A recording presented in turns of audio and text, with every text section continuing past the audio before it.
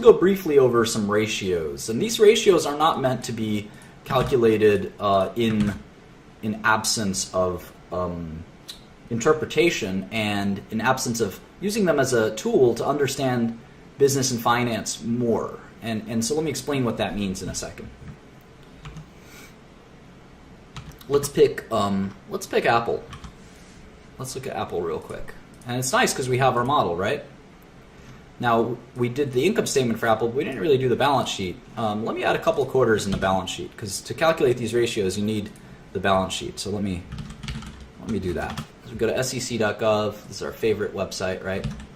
Go here. Now, ROI and ROIC are actually a little bit different, and the shared drive has all of these files and things like that. So, in any event, I think I got this 10Q. Yep. Let me get the other one. 10K. It is hot in my apartment. Alright. I might open a window in a second. Where is the balance sheet? Here it is. Alright. So we should make a net cash section here real quick. All right, let me do one of these doohickeys.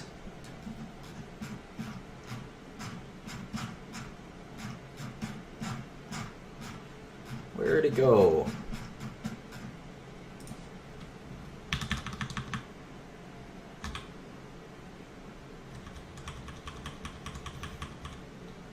Let me kind of shrink this so I can just do it like this. All right.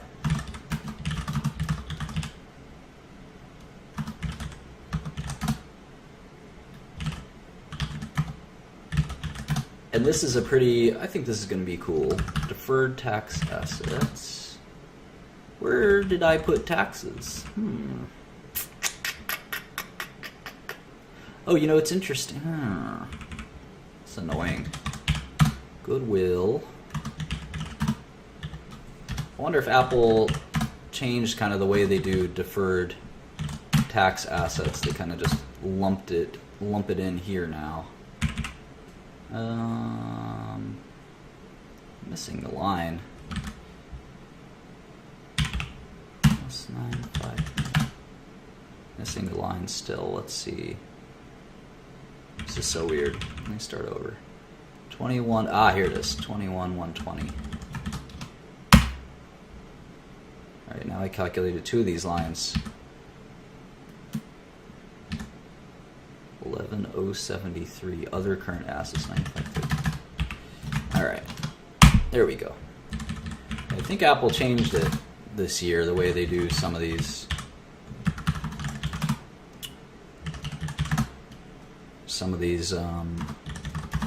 Line items they took out. It looks like one of them, which is a little annoying. Needless to say.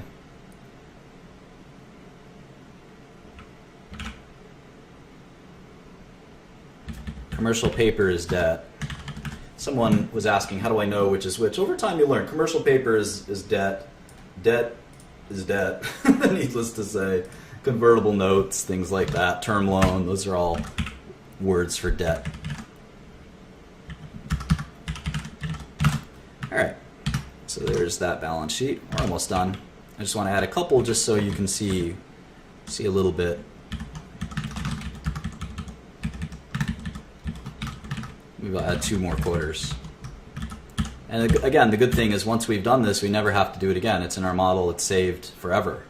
So it's the cool part about plugging these numbers in. The one good thing about it. So this is Q3.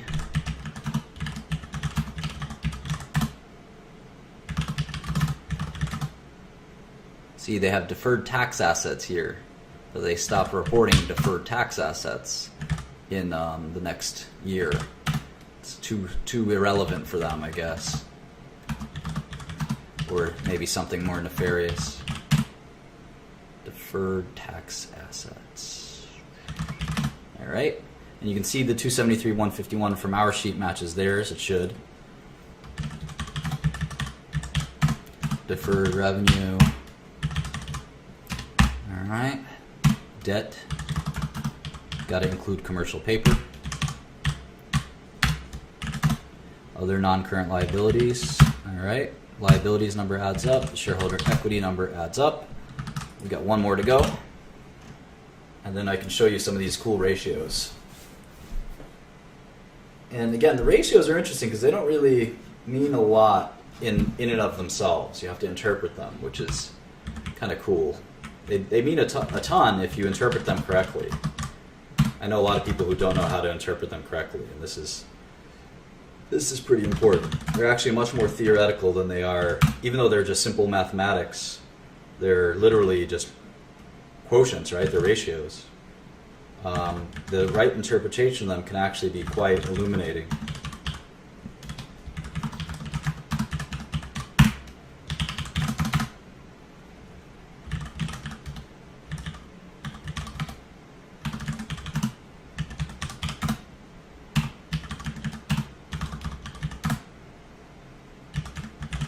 Okay. Looks like we're done. All right. So how do we use these return calculations? The first one I'm going to show you is just as simple as what's called return on equity, or ROE. Return on equity. And what this means is the company, remember we learned about the balance sheet. Assets minus liabilities. Let me get out my notepad. Remember we learned about the balance sheet. We learned that assets minus liabilities equals, in a short term, it equals equity. And we often say shareholders' equity. And this makes sense. Assets minus liabilities is what's left over, right? If you had $5,000 in your checking account, maybe you were my dog or cat or something like that, and you had $2,000 in your cat credit card. This is approximately the balance sheet of my cat Mousy.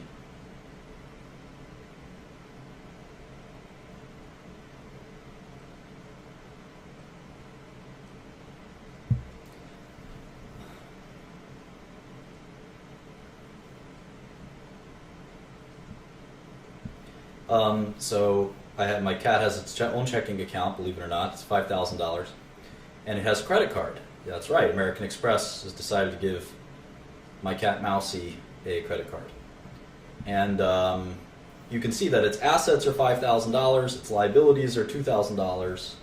So its equity, its shareholders' equity is $3,000.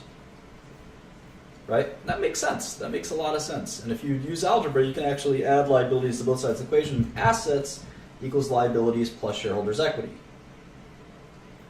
Shareholders' equity is kind of what does the business own at the end of the day after you've subtracted the liabilities. And that makes sense when you look at my cat example. So shareholders' equity is kind of what the company owns. And this is on a book value basis. So we also call shareholders' equity book value.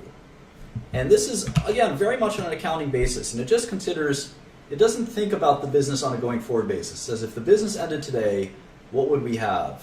What would we have? And the answer for Apple on any given quarter is 129 billion, 125 billion, 119, 128, etc. Return on equity is just simply 4 quarters of cash flow. Take 4 quarters of cash flow, and you divide it by shareholders' equity.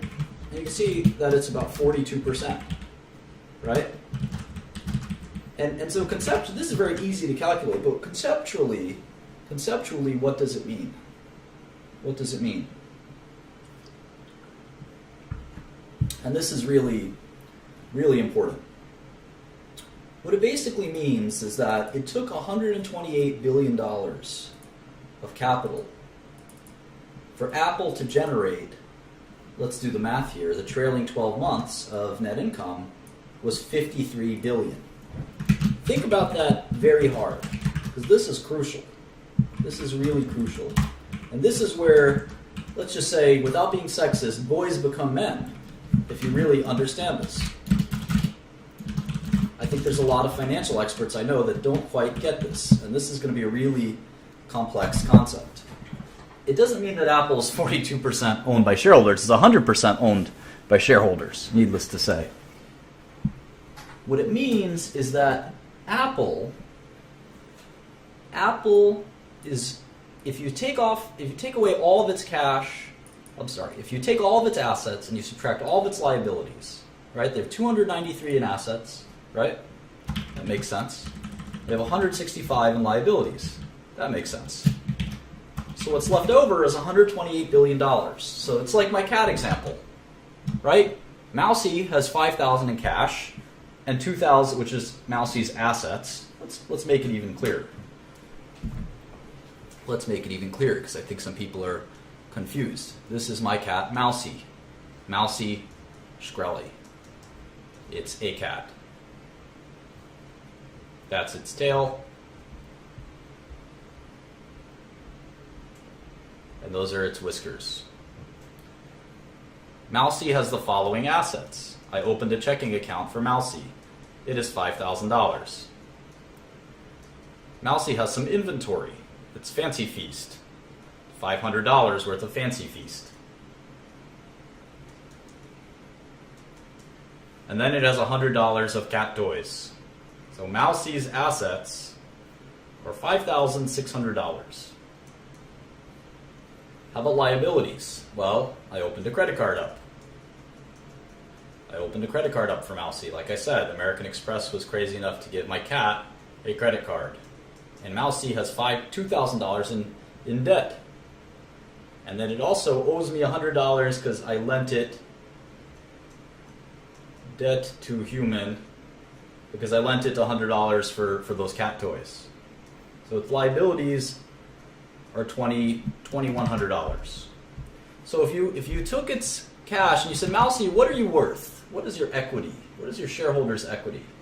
Or sometimes you say net worth, right? And say, well, 5,600 minus 2,100 is 4,500. That's because assets minus liabilities equals shareholders' equity, or cat equity in this case.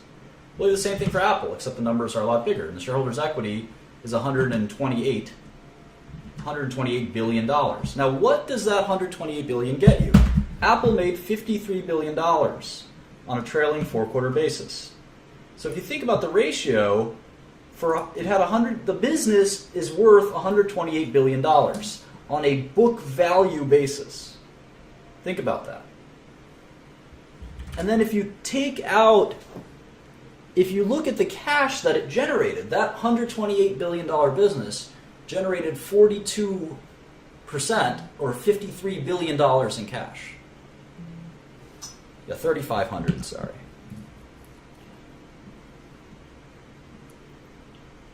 Wanted to see if you're paying attention. The point is, let's think about this further. If you could recreate Apple, let's say you could recreate Apple, would you like to be in this position where you spent $128 billion? That's what it would cost to recreate Apple, right? $128 billion to make $53 billion a year. Yeah, that would be great, 40% return, right? Well, you could actually try and do that, right? You could emulate all of Apple. Let me show you how. You could say, well, $215 billion in cash. Well, that's not a lot of money that a lot of people have, but you say, I can find a pile of cash. All right, what else do I need? Think about this. I only need $22 billion of property, plant, and equipment. All of Apple is run on $22 billion. That means that $22 billion of machines that Apple has, all that $22 billion, that's all it takes to make $53 billion a year. Think about that. Now, there's other things. You have to have these accounts receivable. You have to be willing to go into debt to your customers by $13 billion.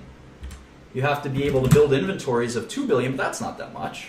You have to have these receivables, again, debt to your customers. and all kinds of other assets. And at the end of the day, it will cost you in total about $300 billion to recreate Apple. But then you have all these liabilities. So the net is you will need about $128 billion. $128 billion to completely, in essence, recreate what Apple is. Now, obviously, if you recreated Apple, it doesn't mean that everyone would buy your products tomorrow. And that's sort of the big question here, is that why can Apple generate 42%, which sounds like a lot? They only have $22 billion of machines, and they're making $53 billion. Think about that. And they don't buy those machines every day. That's $22 billion has been steady. They don't add a lot to that. They only added a few billion. So that $22 billion that they spent a long time ago, it keeps generating $50 billion a year. It's unbelievable. Think about that. It's one of the most amazing concepts if it really sinks in. Let me show you a different one. Return on assets. Pretty simple. Return on assets. This is simply how much cash flow are we generating on our asset base. And the trailing 12 months cash flow is $53 billion. So it's 18%. That makes sense.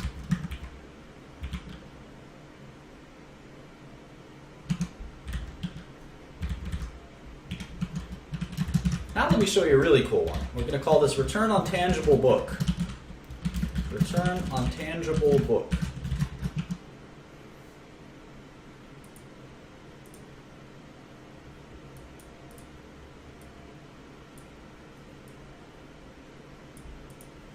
So book value is shareholders' equity, but we can take shareholders' equity and we can kind of modify it. What we can do is we can subtract goodwill and intangibles.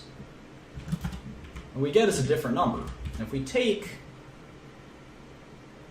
trailing 12 months cash flow and we divide it by that number, it's sort of a more interesting number because obviously you can't. Goodwill and intangibles is not really as we know, it's sort of an accounting thing. The value of our patents aren't really embodied in this. Goodwill is sort of an accounting concept. So that's another way to look at it.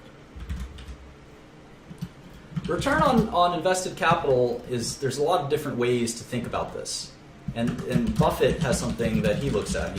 Some people call it the Buffett return. So the way this is calculated is a little more complex. You take accounts receivable and inventories. In fact, you take basically all of working capital. It's a different value. It's a different sort of calculation. You take all of working capital, and you look at that as the key kind of business metric. And this is Warren Buffett kind of invented this. Not many people know about it, but this is a sort of another interesting way to look at it. And if you think about it, it's sort of absurd. It's sort of absurd. Because you don't need Apple's cash to recreate Apple's business. All you need is sort of everything but their cash. You could actually make a replica Apple that has exactly all of what Apple has, except its good brand name, for $68 billion. That's all it would take. And you would make $50 billion a year if you had the same business as Apple and you didn't cannibalize them, all those things. So it's a really fascinating concept that companies that have these high return metrics, they're doing something that they're generating sort of above normal returns. Above normal returns.